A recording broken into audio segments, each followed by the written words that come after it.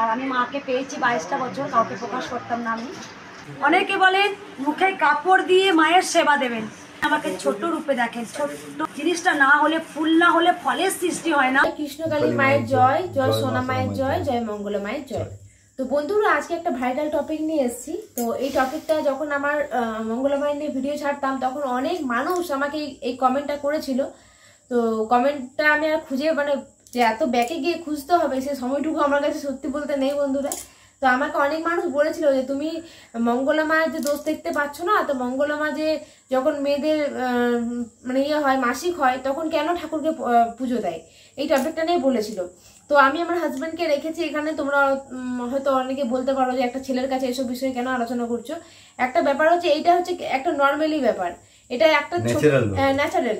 কারণ এইটা লজ্জা পাওয়ার কিচ্ছু নেই। একটা মানুষ জন্ম, আমরা সবাই জন্ম হয়েছি, ওটা হয়েছে বলে আমরা সবাই জন্ম হয়েছি, ঠিক আছে? তো এটা লজ্জা, আগেকার মানুষ লজ্জা পেতো, এটা বললে লজ্জা লাগতো, কিন্তু এখন লজ্জা কিছু না। আমি সামনেই বলছি, তোমাদেরকেও বলছি যে আজকে অনেক কথা তোমাদের মঙ্গলা মাকে নিয়ে বলবো। 22 বছর আগে মাকে পেয়েছিলেন আমাদের মঙ্গলা মা। 22 বছর আগে, আজ থেকে প্রায় 22 বছর আগে মাকে পেয়েছিলেন, মাকে পুজো করতো। তো তখন থেকে মাকে পাওয়া যায়। এবার ধরো যখন ভোগের প্রসাদ তৈরি হয়, ঠাকুরের ভোগ যখন হয়, তখন আমরা কিন্তু মুখে কাপড় বেঁধে রাখি। কেন?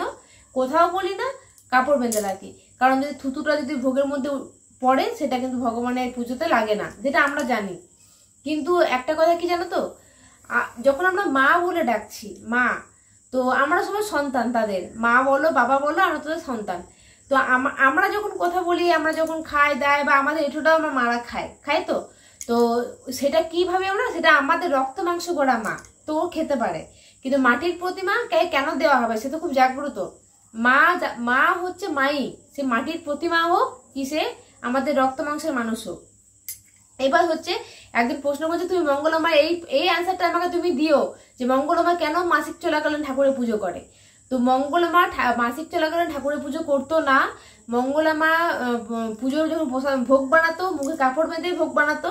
তো সেইটা কিন্তু মঙ্গলা মাকে কিন্তু কালী ঠাকুর স্বপ্ন দেয় যে তুই মুখে কাপড় বেঁধে ভোগ বানানোর প্রয়োজন নেই, তুই এমনিই ভোগ বানাবি। তাই মুখে কাপড় না বেঁধে মঙ্গলা মা ভোগ বানায়।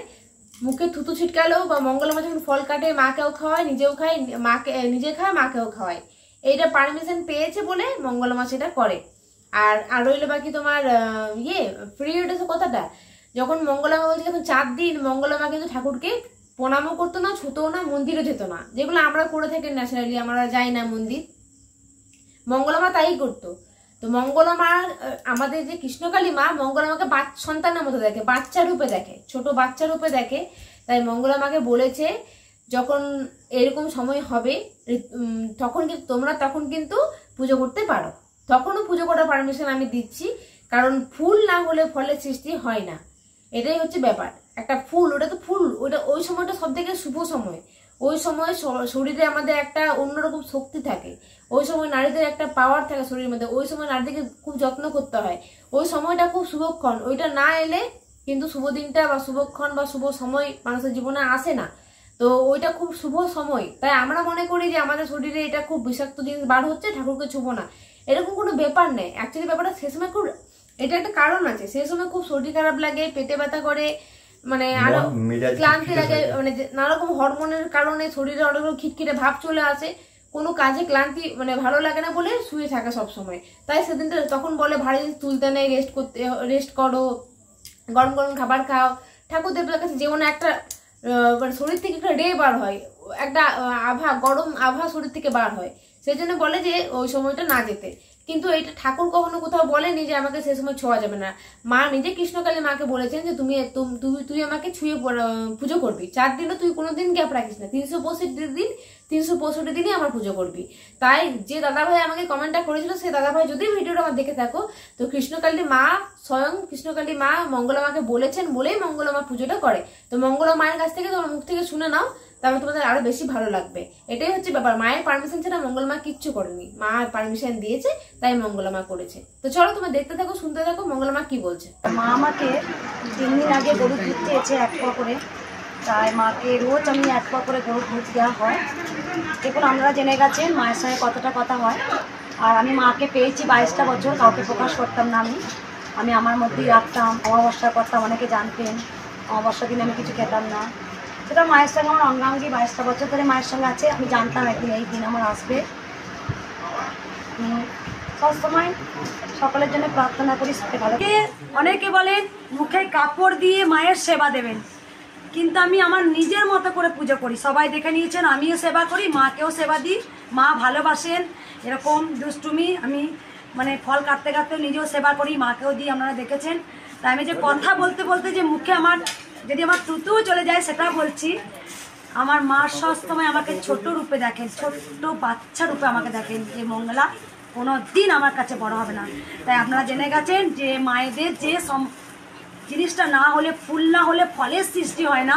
আমরা যে মায়ের গর্ভধারণ থাকি, মায়ের গর্ভে জন্মগ্রহণ করি, সেই ফুলটা না হলে কিন্তু ফলের সৃষ্টি হয় না। তাই মেয়েদের পিরিয়ড হলেও, আমার যখন পিরিয়ড হতো তখন কিন্তু মায়ের পুজো করতাম না। 4 দিন কিন্তু আমি একদম ঘরে বন্দি থাকতাম। তখন কৃষ্ণকালী মা আমাকে বলেছিল, তুই আমাকে ছোট্ট সন্তান, তুই আমাকে পুজো করবি। তাই আমি পুজো করি, আপনারাও করতে পারবেন। অনেকজন, অনেক মায়েরা কমেন্ট করেছেন আমি কি পুজো করতে পারবো? অবশ্যই করতে পারবেন। আপনারা নিষ্পাপ, একটা ফুল না থাকলে ফলের সৃষ্টি হয় না। আপনারাও কিন্তু একজন মা, একটা ছেলেও কিন্তু তার মায়ের গর্ভ থেকেই জন্মগ্রহণ করেন। তাই তাতে কোনো দোষ নেই। আমি বারবার বলেছি আপনি পুজো করবেন, যত মনের ভক্তি ভরে পুজো করবেন মা তত তাড়াতাড়ি সেই ভক্তিটা নেই, মা ভালোবাসা নেই। তো তোমরা সব শুনে নিয়েছো মঙ্গলা মা কি বলেছে। আমি আরেকটা কথা, লাস্টে একটা ছোট্ট কথা বলতে চাই। মঙ্গলা মা কি করছে না করছে, কোথায় পেয়েছে না পেয়েছে, এগুলো অত সব না দেখে তোমরা যে উপকার পাচ্ছ সেটাই দেখো না।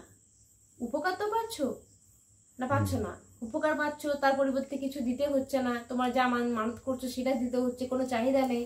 তাহলে তোমাদের যেসব মানুষরা বলো যে কেন এই সময় কেন ঠাকুরকে ছুটছে, তাহলে আরে ঠাকুর ছোঁয়া, আমি মনে করি আমাদের যখন শরীরে এরকম হয়, আমার মাদিকে আমরা ছুঁই না, আমার মা আমাদের ছুঁয়ে না, বাড়ির লোক আমাদের ছুঁয়ে না, সবাই ছুঁয়ে, সবাই ছুঁয়ে। এই জিনিসটা না হলে তখন একটা মেয়েকে বাঁজা বলা হয়। এই জিনিসটা না হলে একটা মেয়েকে বাঁজা বলা হয়। তাহলে কেন? তাহলে এগুলো হচ্ছে বলে শুভ লক্ষণ, এটা কোনো খারাপ কিছু নয়। যারা এই কথাগুলো বলো, আর যদি বলো যে তুমি তাহলে কেন ঠাকুর দেবতা ছো না, দেখো একটা ব্যাপার এখানে রয়েই যায় যে মঙ্গলামা যেহেতু ঠাকুরের পারমিশনে করছে, তো মঙ্গলামার কোনো ভয় নেই। কিন্তু আমাদের কি ভয় লাগে, যদি আমরা যাব, যদি ঠাকুর ছুঁই, ঠাকুর যদি রেগে যায়, এটা আমাদের মনের মধ্যে এখনো পর্যন্ত আছে। আমাদের ঠাকুর যদি কখনো বলে যে তোদের কোনো ব্যাপার না, আমার একা ঘর, 4 দিন আমার সন্ধে পড়ে না, তো কি করব? কিন্তু তাও সাহস করে দিতে পারি না। কিন্তু মঙ্গলামা পারমিশন পেয়েছেন, তাই মঙ্গলামা করে, এটাই হচ্ছে ব্যাপার।